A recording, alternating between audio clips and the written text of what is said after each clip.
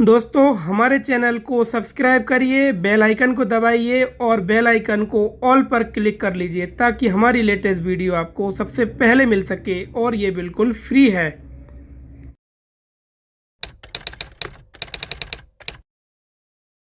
Hello दोस्तों, आज हम इस वीडियो में आपको बताएंगे कि आप वसीयत में करेक्शन करा सकते हैं या नहीं, और करा सकते हैं तो कैसे करा सकते हैं। सारी प्रोसेस हम आपको इस वीडियो में बताने वाले हैं। हेलो दोस्तों, मेरा नाम है एडवोकेट राजेश लोधी। आप सभी का स्वागत है हमारे यूट्यूब चैनल पर। तो दोस्तों, सबसे पहले हम आपको बताएंगे कि वसीयत में करेक्शन कब कब करा सकते हैं।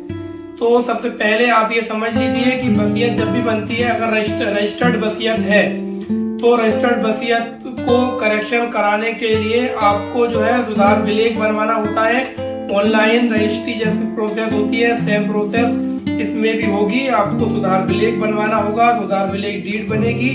उसमें आपको जो भी करेक्शन करवाने हैं वो करेक्शन आप अपने सुधार विलेख में लिखवाएंगे। उसके बाद में फीस जमा होगी और ऑनलाइन स्लॉट बुक होगा। स्लॉट बुक होने के बाद में फिर आपको रजिस्ट्रार ऑफिस जाना होगा। वहां से जिस व्यक्ति ने वसीयत की है उस व्यक्ति को उपस्थित रहना पड़ेगा और 2 गवाहों को भी उपस्थित रहना पड़ेगा। तो दोस्तों, यहाँ पर यह बात आप ध्यान से समझ लीजिएगा कि वसीयत में करेक्शन तब हो सकता है जब वसीयतकर्ता जीवित हो। अगर वसीयतकर्ता की मृत्यु हो गई है या फिर वसीयतकर्ता वसीयत में करेक्शन के लिए रजिस्ट्रार ऑफिस नहीं जा पाता है, ऐसी स्थिति में करेक्शन नहीं हो सकता है। तो इस बात का आपको विशेष ध्यान रखना है। अब मान लीजिए वसीयतकर्ता उपस्थित नहीं हो पा रहा है, वसीयतकर्ता की तबीयत खराब है और वो घर से बाहर नहीं जा पा रहा है, तो आप निवेदन कर सकते हैं रजिस्ट्रार से स्लॉट बुक करने के बाद कि वसीयतकर्ता नहीं आ पा रहा है तो आप घर चलिए। तो ऐसी स्थिति में वसीयतकर्ता नहीं आ पाता है तो रजिस्ट्रार घर जाकर उसके जो अंगूठा है स्कैन करेंगे और उसकी साइन स्कैन करवाएंगे। उसके बाद में वसीयत में करेक्शन हो जाता है।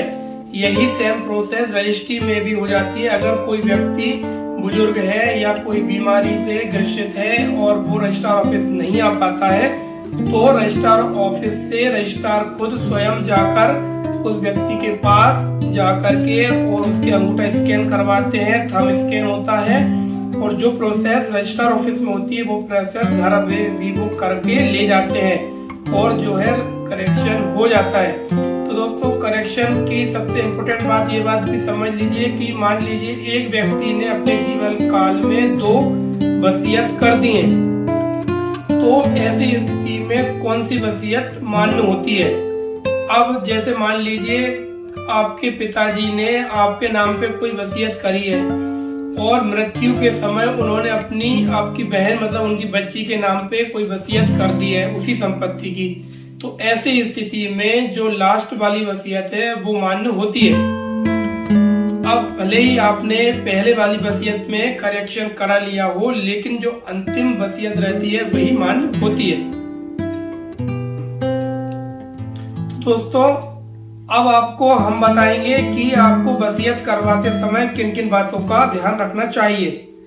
सबसे पहले आपको ध्यान रखना है कि वसीयत करते समय आप रजिस्टर्ड ही वसीयत कराइए। रजिस्टर्ड वसीयत जो रहती है काफी सही रहती है। कानूनी दृष्टि से भी जब उसको चैलेंज किया जाता है कोर्ट में तो दिक्कत नहीं आती है। रजिस्टर्ड वसीयत कराने के और भी कई फायदे हैं दोस्तों। तो दोस्तों, रजिस्टर्ड वसीयत कराने का पहला फायदा ये है कि रजिस्टर्ड वसीयत जो होती है रजिस्ट्रार के समक्ष होती है। रजिस्ट्रार के समक्ष उपस्थित होना पड़ता है गवाहों को भी, और उनके हस्ताक्षर होते हैं, उनका थंब स्कैन होता है और वसीयतकर्ता का भी फोटो खींचेगा और थंब स्कैन होंगे और सारी प्रोसेस होती है। ऐसी स्थिति में अगर कोई आपका सगा संबंधी जिसके खिलाफ वसीयत की गई है वो कोर्ट में चैलेंज करता है तो उस वसीयत का फायदा आपको मिलता है जिस व्यक्ति के नाम वसीयत की गई है। इसीलिए रजिस्टर्ड वसीयत को ही प्राथमिकता देनी चाहिए।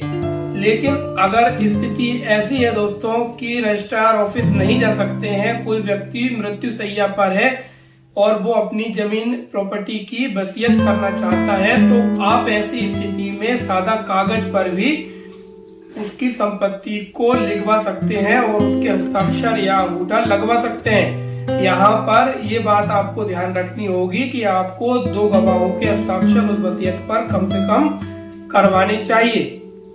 तो इस बात का आपको विशेष ध्यान देना चाहिए दोस्तों। दूसरा फायदा ये होता है दोस्तों वसीयत का कि जब वसीयतकर्ता की मृत्यु हो जाती है तब वो वसीयत मान्य होती है, लागू होती है।